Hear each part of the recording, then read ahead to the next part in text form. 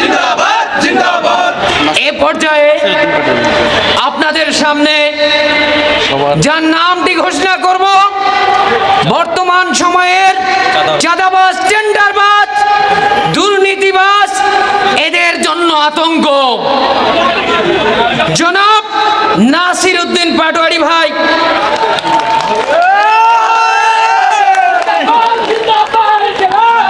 নীলফামারীতে কোনো দল আছে রে? আছে। সে দল এনসিপি। জোরসে বলো। এনসিপি। বলো রে বলো। আমরা বলি আপনাদেরকে, আগামীর এনসিপির নেতৃত্বে যে সরকার গঠন হবে, বাংলাদেশের কোন ব্যবসায়ী একটি টাকাও আর চাঁদা দিতে হবে না। আমরা বলি বাংলাদেশ তো স্বাধীন, আজাদির বাংলাদেশ, উসমান হাদির বাংলাদেশ।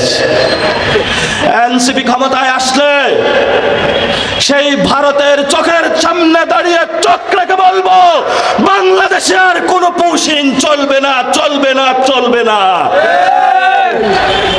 ভীতু কাপুরুষ যারা ভারত রাষ্ট্র প্রতিনিয়ত আমাদের সীমান্তে হত্যাযজ্ঞ চালাচ্ছে, এনসিপি ক্ষমতায় আসলে বাংলাদেশের সীমান্তে আর কোনো হত্যাকাণ্ড চলবে না। যদি হত্যাকাণ্ড চালানো হয়, বাংলাদেশের 18 কোটি মানুষ ভারতের দিকে মার্চ করবে ইনশাআল্লাহ। আমরা সকলকে নিয়ে আজকে নীলফামারী জেলা আপনাদের কাছে এই প্রতিশ্রুতি দিয়ে গেলাম, নতুন বাংলাদেশ গঠন করতে চাই। যেই বাংলাদেশে আমরা হলো আবু সাঈদের রক্ত মূল্যায়ন করতে চাই।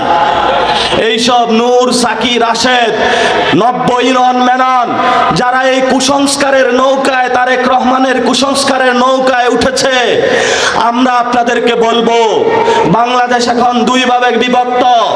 একটা হলো তারেক রহমানের কুসংস্কার, আর একটা হলো বাংলাদেশের জনগণের সংস্কার। আমরা বিশ্বাস করি আগামীর বাংলাদেশে বাংলাদেশের সংস্কার বিজয়ী হবে। সে বিজয়ের আহ্বান জানিয়ে আমি আমার বক্তব্য শেষ করছি।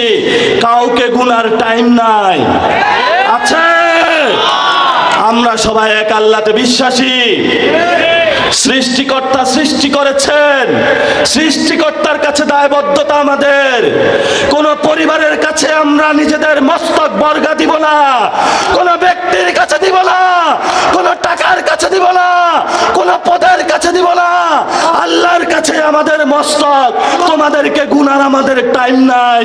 সবাই দোয়া করবেন, যদি জীবিত থাকি দেখা হবে, মরে গেলে লড়াইটা চালিয়ে নিয়ে যাবেন শহীদ উসমান হাদির পথ থেকে, শহীদ আবু সাঈদের পথ থেকে, আজাদির বাংলাদেশের পথ থেকে। আপনার সন্তানের ভবিষ্যতের জন্য, আপনার মা বাবার ভবিষ্যতের জন্য এই লড়াইটা চালিয়ে যাবেন। সবাই হাত তুলে একটু দেখান ইনশাআল্লাহ। আজকে অনেক হাত নীলফামারীতে উঠেছে, কোন গুন্ডা মাস্তানা নীলফামারীতে থাকবে না। এই হাতগুলা সামনে গেলেই সকল মাদকের আস্তানা বন্ধ হবে। কি বলেন? আবু সাঈদের ভালোবাসা এখানে একত্রিত হয়েছে। যে আবু সাঈদ জীবন দিয়ে গিয়েছিল, যে আমি এক আবু সাঈদ রক্ত দিয়ে যাচ্ছে বাংলাদেশে। লক্ষ তরুণ শুনে রাখো, হাজারো তরুণ শুনে রাখো, হাজারো নারী শুনে রাখো, আলেম ওলামারা শুনে রাখো, আগামীর বাংলাদেশে আমার রক্তের সাথে যদি তোমরা বেঈমানি না করো, তাহলে অবশ্যই তোমরা বাংলাদেশে সংস্কার বাস্তবায়ন করবে। বাংলাদেশে নির্বাচনে আমরা মনে করেছিলাম বাংলাদেশটা নতুন করে সংস্কার হবে, কিন্তু আইয়ামে জাহিলিয়াতের মতো নতুন করে বাংলাদেশে কুসংস্কার প্রথা 5 তারিখের পরে যারা প্রচলন করেছে, যেই ব্যক্তির হাত ধরে বাংলাদেশে কুসংস্কার এসেছে, এটা আমাদের বিবেককে নাড়া দিয়েছে। সেই ব্যক্তি হলো জিয়াউর রহমানের ছেলে তারেক রহমানের হাত ধরে। লজ্জা আপনার জন্য। আপনার বাবা বাংলাদেশকে গঠনের জন্য দাঁড়িয়েছিলেন, আপনি বাংলাদেশে হলো মানুষের ভাগ্য চক্রকে নিয়ে খেলছেন। আমার তরুণদের চাকরি নাই, নারীদের স্বাস্থ্য ব্যবস্থা নাই, যারা ছাত্র তারা যখন মাঠে নামে তাদেরকে ব্রয়লার মুরগি বলেন। যেই আলেম উলামারা স্বপ্ন দেখেছিল ইসলামের বাংলাদেশ হবে, সেখানে আলেম উলামাদেরকে ন্যায্য অধিকার দেওয়া হয়নি।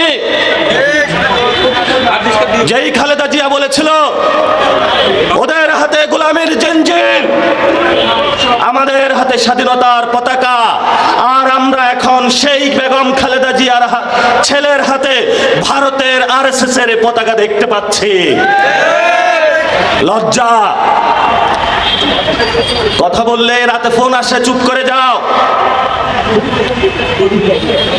আমরা তোমাদের ওইসব রাশেদ খান না যে তোমাদের জুতা টানবো একটা সচিব পোস্টের বিনিময়ে। আমরা সেই নুরুল হক নূর না যেই হলো গণ অভ্যুত্থানকে বিক্রি করে যায় একটা প্রতিমন্ত্রীর কাছে। আমরা সেই জুনায়েদ সাকিনা যে লাল পতাকা বিক্রি করে দেয় প্রতিমন্ত্রীর কাছে। আমরা হলাম শহীদ ওসমান হাদির উত্তরসূরি, যারা জান দিবে জুলাই দিবে না বাংলাদেশে। ইনকিলাব ইনকিলাব। আমরা অনেক আশা ভরসা নিয়ে দাঁড়িয়েছি। আমরা বলেছি বাংলাদেশে 1400 লোকের জীবন নিয়ে গিয়েছে যে দল, সন্ত্রাসী খুনি আওয়ামী লীগ, শেখ হাসিনা, তাদের বাংলাদেশে বিচার হবে। ওবায়দুল কাদের বলেছিল শেখ হাসিনা সরকারের পতন হলে 5 লাখ লোকের হলো কল্লা চলে যাবে। আমরা বলেছি আমরা বিচার বিভাগে বিশ্বাসী। আমরা বিচারালয়ে যা বলে বিচার বিভাগ বাংলাদেশে প্রতিষ্ঠা করতে চাই, যাতে আমাদের আর কোনো আবু সাঈদের মতন কেউ শহীদ না হতে হয়, আর কোনো মায়ের বুক খালি হতে না হয়, আর কোনো আলেম ওলামার রক্ত রঞ্জিত বাংলাদেশ না হতে হয়। সেইখানে এই সরকার এসে বিচার বিভাগের উপরে বৃদ্ধাঙ্গুলি দেখে টাকা পয়সা নিয়ে মামলা বাণিজ্য করে আওয়ামী লীগের সকল খুনিদেরকে থানা থেকে বের করে দিয়েছে। লজ্জা তোমাদের জন্য। তোমরা এত পচে গেছ, এখন কথা বললেই এগুলা থেকে দুর্গন্ধ ছড়ায়। এগুলা নিয়ে আর কথা বলে লাভ নাই। আমরা এখন কি করব সে বিষয়ে আমি কয়েকটা কথা বলে শেষ করব। প্রথমত, যারা আমাদেরকে জন্ম দিয়েছে, 10 মাস 10 দিন গর্ভে ধারণ করেছে, কোলে পিঠে মানুষ করেছে, সেই আমাদের মায়েরা, যাদের বাংলাদেশে স্বাস্থ্য ব্যবস্থা ঠিক নাই, যাদের বাংলাদেশে পুষ্টি ব্যবস্থা ঠিক নাই, যাদের বাংলাদেশে শিক্ষা ব্যবস্থা ঠিক নাই, যাদের কোনো চাকরি নাই, যাদেরকে গার্মেন্টস সেক্টরে সকাল 8টা থেকে রাত 10টা পর্যন্ত অসভ্য জগতের মতন ডিউটি করানো হয়, আমরা সেই মায়েদের পক্ষে আগামীর বাংলাদেশে এনসিপির প্রতিনিধি হয়ে দাঁড়াতে চাই। যারা আমাদেরকে জন্ম দিয়েছে তাদের নেতৃত্বে আগামীর বাংলাদেশ গঠন করতে চাই।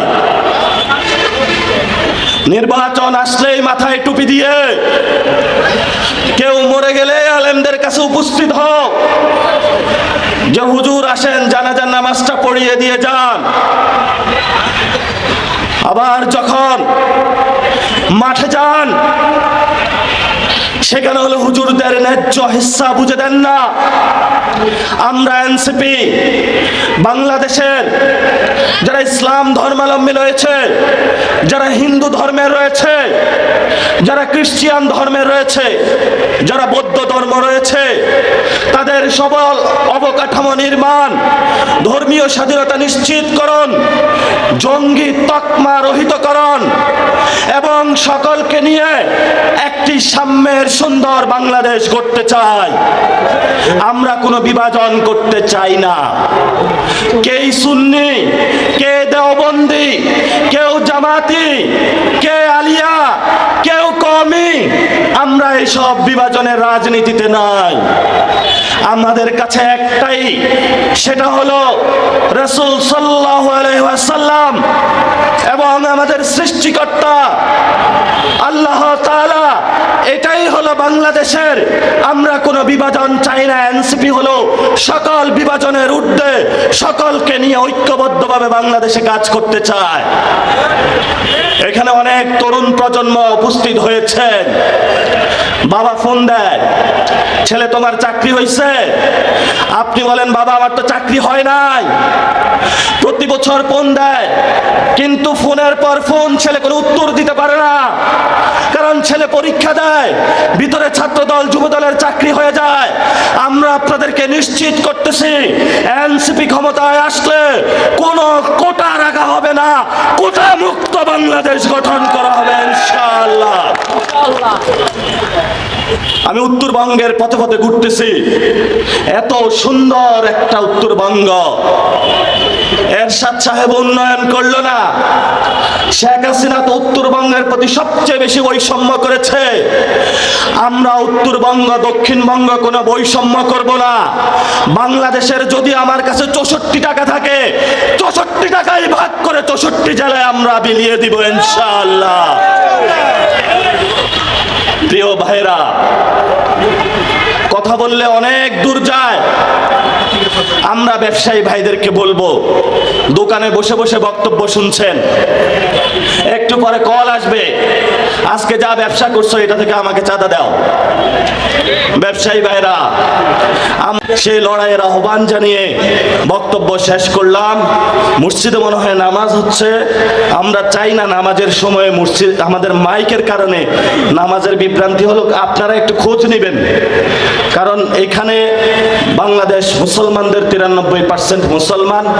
ধর্মীয় রীতিনীতি সব কিছুর প্রতি শ্রদ্ধা রাখাই হলো সুনাগরিকের পরিচয়।